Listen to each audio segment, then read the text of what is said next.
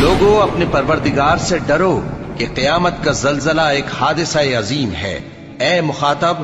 جس دن تو اس کو دیکھے گا اس دن یہ حال ہوگا کہ تمام دودھ پلانے والی عورتیں اپنے بچوں کو بھول جائیں گی اور تمام حمل والیوں کے حمل گر پڑیں گے، اور لوگ تجھ کو مدہوش نظر آئیں گے، حالانکہ وہ مدہوش نہیں ہوں گے بلکہ عذاب دیکھ کر مدہوش ہو رہے ہوں گے۔ بے شک اللہ کا عذاب بڑا سخت ہے، اور بعض لوگ ایسے ہیں جو اللہ کی شان میں علم کے بغیر جھگڑتے اور ہر شیطان سرکش کی پیروی کرتے ہیں، جس کے بارے میں لکھ دیا گیا ہے کہ جو اسے دوست رکھے گا تو وہ اس کو گمراہ کر دے گا اور دوزخ کے عذاب کا رستہ دکھائے گا۔ لوگو، اگر تم کو مرنے کے بعد جی اٹھنے میں کچھ شک ہو تو ہم نے تم کو پہلی بار بھی تو پیدا کیا تھا، یعنی ابتدا میں مٹی سے، پھر اس سے نطفہ بنا کر، پھر اس سے خون کا لوتھڑا بنا کر، پھر اس سے بوٹی بنا کر جس کی بناوٹ کامل بھی ہوتی ہے اور ناقص بھی، تاکہ تم پر اپنی خالقیت ظاہر کر دیں۔ اور ہم جس کو چاہتے ہیں ایک میعاد مقرر تک پیٹ میں ٹھہرائے رکھتے ہیں، پھر تم کو بچہ بنا کر نکالتے ہیں، پھر تم جوانی کو پہنچتے ہو، اور بعض قبل از پیری مر جاتے ہیں،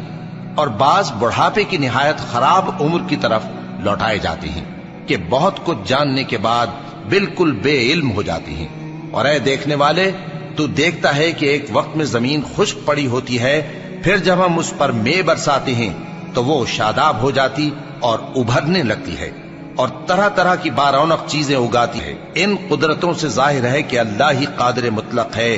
جو برحق ہے، اور یہ کہ وہ مردوں کو زندہ کر دیتا ہے، اور یہ کہ وہ ہر چیز پر قدرت رکھتا ہے، اور یہ کہ قیامت آنے والی ہے اس میں کچھ شک نہیں، اور یہ کہ اللہ سب لوگوں کو جو قبروں میں ہیں جلا اٹھائے گا، اور لوگوں میں کوئی ایسا بھی ہے جو اللہ کی شان میں بغیر علم کے اور بغیر ہدایت کے اور بغیر کتاب روشن کے جھگڑتا ہے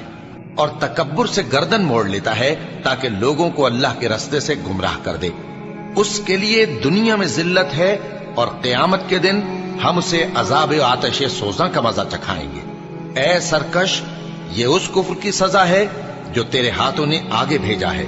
اور اللہ اپنے بندوں پر ظلم کرنے والا نہیں۔